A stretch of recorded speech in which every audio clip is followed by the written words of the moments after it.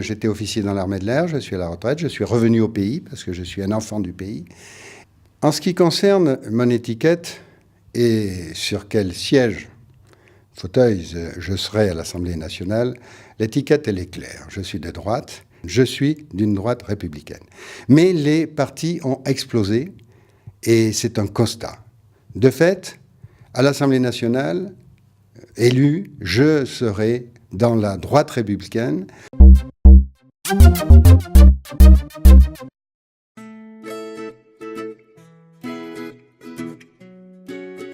En ce qui concerne la mesure prioritaire pour le Cantal, et qui a effectivement une incidence au niveau national, il existe effectivement un constat. Le déclin démographique du Cantal est alarmant et il est persistant.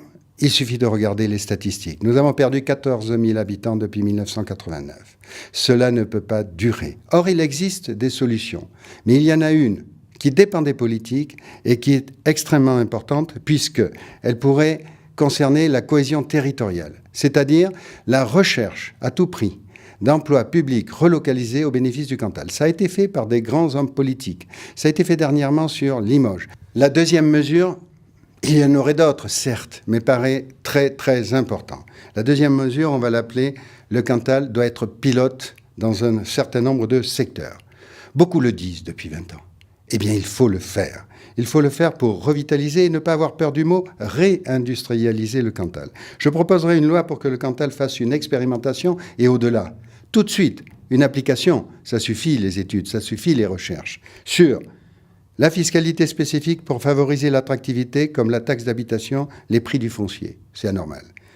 Une simplification administrative enfin réalisée. C'est inadmissible ce qui se passe. Une réduction de charges et de normes pour favoriser l'implantation d'entreprises en zone rurale. Ça suffit de parler des ZRR, etc. Il faut que le Cantal soit spécifique.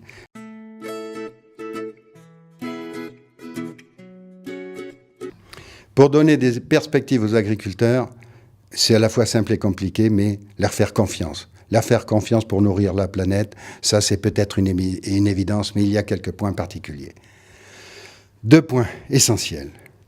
Je demanderai instamment que le prix du lait ait un prix plancher qui soit incontournable. Je vais plus loin. En matière agroalimentaire, car l'agriculteur, il produit pour qu'on mange. Et entre les deux, il y a des transformateurs.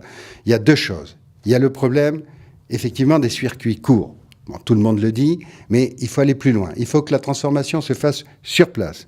Il faut que le juste prix soit effectivement appliqué, mais surtout, il faut que le consommateur fasse un effort de consommation locale.